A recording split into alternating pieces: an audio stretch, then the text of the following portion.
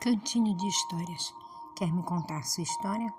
Envie para o e-mail cantinhodehistorias.jc@gmail.com. Se inscreve, me segue, curte e compartilha. E a história de hoje é: meu marido me traiu com a minha irmã. Oi, meu nome é Patrícia. Atualmente tenho 48 anos, mas na época eu tinha 23 e a minha irmã caçula tinha 15. Nós somos 3 irmãs. Nossos pais são separados. Passamos muita dificuldade financeira depois da separação deles. Chegamos ao extremo de dormir na rua, numa parada de ônibus. E isso nos fez muito unidas, até esse acontecimento que eu vou contar. Como eu havia dito, nós éramos muito unidas. Começamos a trabalhar num motel como lavadeira, eu e a minha irmã do meio. Minha irmã caçula só estudava e cuidava da casa enquanto nós trabalhávamos.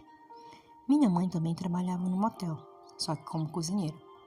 O dono do motel cedeu a casa que tinha nos fundos para que nós pudéssemos morar. Ele era um homem muito bom, nos deu casa e trabalho. Como eu estava contando, minha irmã mais nova só estudava. E nós queríamos que ela tivesse um futuro melhor do que o nosso e proporcionávamos o melhor que podíamos para ela. Como ganhávamos pouco, nossa diversão era frequentar um churrasquinho não muito longe de casa. Uma vez no mês comíamos lá.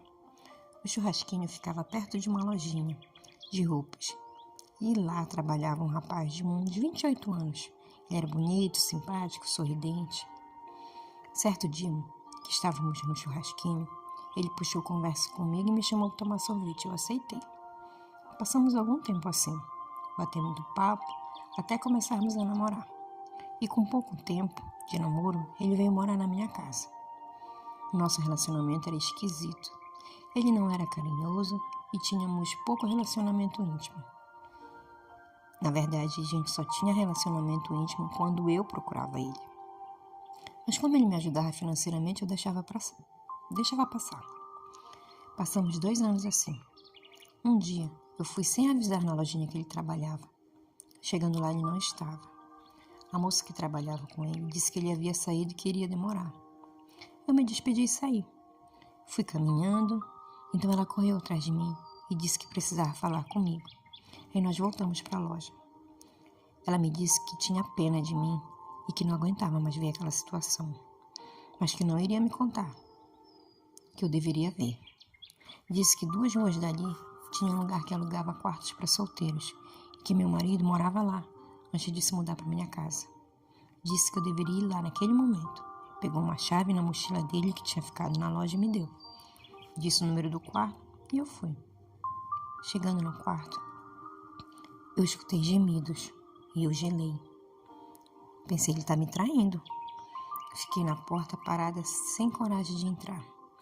Respirei fundo, peguei a chave e entrei. E para minha surpresa e desespero, ele estava lá com a minha irmã mais nova. Estavam sem roupa na cama, fazendo o que todo mundo já imagina. Eu meti a mão na cara dela. Ele me segurou enquanto ela se vestia e ia embora. Eu comecei a chorar. Ele se vestiu e disse que me contaria toda a verdade. Disse que conhecia a minha irmã fazia muito tempo e que os 2 se amavam, mas que a minha mãe jamais permitiria o namoro deles porque ela era menor de idade. Então eles tiveram a brilhante ideia de me enganar, só para ficar perto um do outro, e que eles se encontravam regularmente naquele lugar, e por isso ele evitava intimidades comigo. Me pediu perdão, mas disse que era dela que ele gostava. Voltei para casa desnorteada, contei tudo para minha mãe, que deu uma surra na minha irmã. Eu saí de casa e fui morar com a minha avó. Larguei um emprego no motel e fui fazer faxina em casa de família. Eu demorei para perdoar minha irmã. Só voltei para casa depois de 3 anos, quando a minha mãe adoeceu e estava precisando muito de mim. Nunca mais tocamos no assunto, e ficou por isso mesmo. E lembrando, eles também não ficaram juntos. Não sei o motivo. Remorso, talvez? Não sei. E essa foi a minha história. Cantinho de Histórias. Quer me contar a sua história? Mande no e-mail cantinhodehistorias.jc@gmail.com. Me segue, se inscreve, curte e compartilha. E o relato de hoje é: o amor tem preço? Meu nome é Maria. Não é meu nome verdadeiro, mas quero muito contar a minha história, porque foi um período muito difícil da minha vida e sei que muitas mulheres passam ou já passaram pelo que eu passei, sem muita coragem de enfrentar os desafios e sair dessa situação. Sou professora, funcionária pública, tenho uma filha e na época ela tinha 15 anos. Ela é fruto do meu primeiro casamento. Foi um casamento que não deu certo, mas nunca tivemos problemas. Ele sempre foi um pai maravilhoso e depois da separação continuamos amigos. Quando nos separamos, vendemos a casa que tínhamos e eu comprei outra com o dinheiro da partilha. E por conta disso, tive que mudar de escola para trabalhar mais perto da minha nova casa.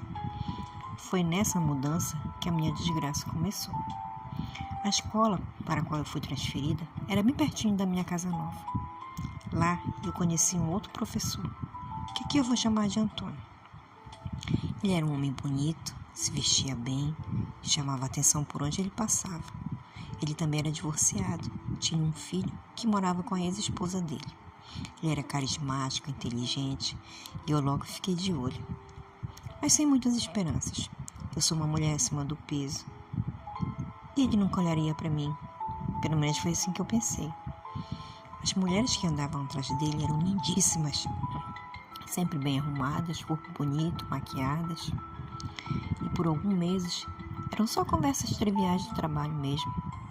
Um dia haveria uma festa de comemoração do Dia do Professor, num lugar badalado da cidade. Eu nem ia, mas ele chegou e me perguntou se eu iria. Eu, na empolgação, disse que sim. Me arrumei o melhor que eu pude e fui. Chegando lá, ele ficou perto de mim. Nós conversamos a noite toda e foi muito bom. E depois desse dia nós nos aproximamos bastante. Ele me chamava para sair e eu, toda empolgada, sempre aceitava. Começamos a namorar.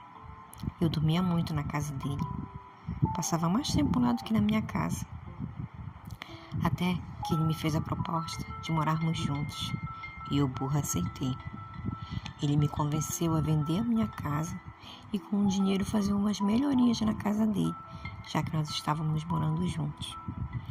Com menos de 6 meses, ele me convenceu a dar o acesso das minhas contas bancárias para ele.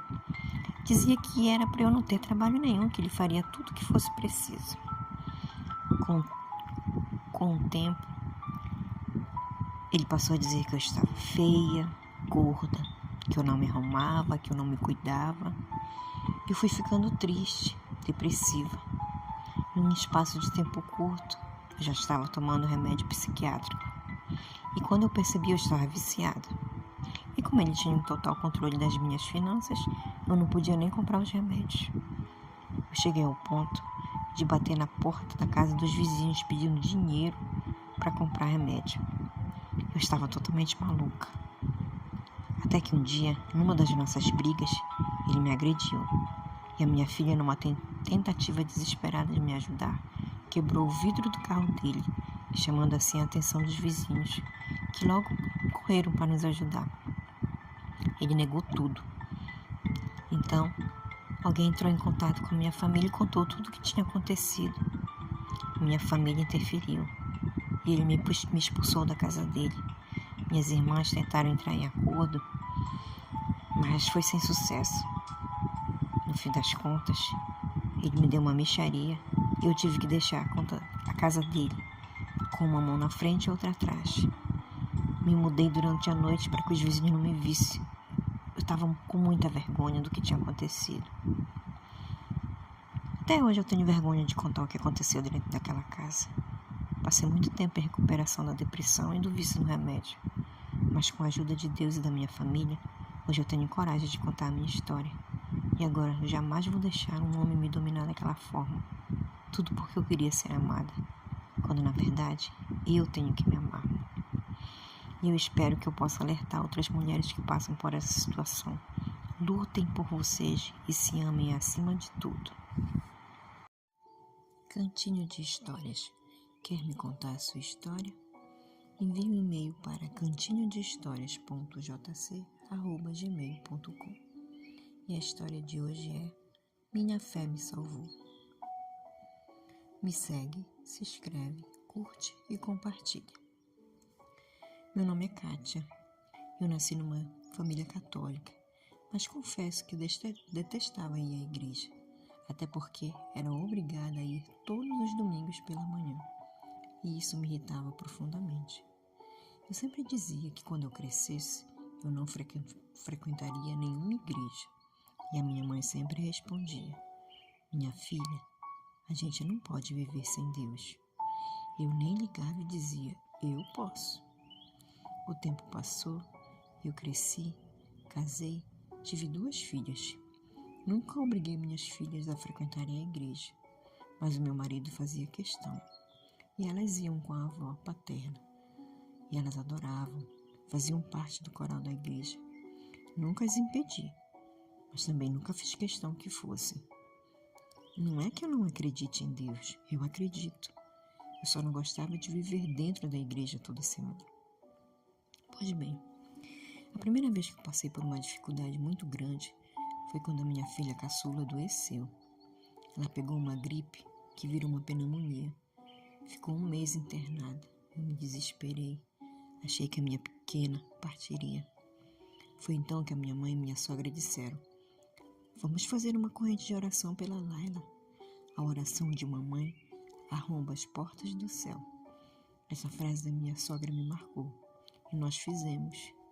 E foi incrível como ela melhorou rapidamente, pois antes de começarmos as orações, ela só piorava. Depois desse dia, eu passei a orar mais. E confesso que antes desse acontecimento eu já não orava. Os anos se passaram e eu parei de orar mais uma vez. Um dia, numa tarde muito chuvosa, eu precisei buscar minha filha mais velha na escola.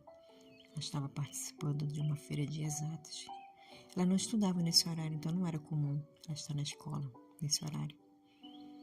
Ela estava nesse dia por conta dessa feira. Eu dirigia, mas não era muito habilidosa no volante. Normalmente meu marido buscaria, mas nesse dia ele estava impossibilitado por causa do trabalho. Então peguei o carro do meu sogro e fui. No meio do caminho, a chuva foi ficando mais forte. Cheguei na escola, peguei a minha filha e fiz o caminho de volta. No trajeto, um carro patinou na pista e atingiu o carro que nós estávamos. Batemos no muro. O impacto foi grande e eu perdi a consciência. Eu acordei no hospital, querendo saber da minha filha. Meu marido e minha sogra não me pediam calma e não me davam notícias. Eu chorava desesperada. E nesse dia eu fiz uma oração tão fervorosa como eu nunca tinha feito na minha vida. Adormeci e sonhei que o médico chegava e me dizia que aquela oração tinha me salvado. No dia seguinte, eu descobri que a minha filha estava bem, não tinha acontecido nada com ela, só uns arranhões mesmo. E que, na verdade, quem estava entre a vida e a morte era eu, pois o carro tinha me acertado em cheio e eu saí muito machucada do acidente. Descobri ainda que eu já estava internada fazia 1 mês e eu nem me dava conta disso. Depois desse episódio, eu resolvi frequentar a igreja junto com meu marido e minhas filhas. E hoje eu posso dizer que a minha fé me salvou. E o relato de hoje é premonição. Se inscreve, me segue, curte e compartilha. Vamos lá. Quando eu tinha 15 anos, minha tia, irmã da minha mãe, que morava no interior, veio para a nossa cidade. Se hospedou em nossa casa, pois estava fazendo um tratamento de saúde. Ficou por alguns meses. Era uma pessoa muito querida. Nesse tempo em que ficou com a gente, nos contou uma história que marcou muito a sua adolescência. E a adolescência da minha mãe também. E eu resolvi compartilhar com vocês. Lembrando que a minha mãe nunca contou essa história porque ela tinha muito medo. E quem acabou contando foi a minha tia.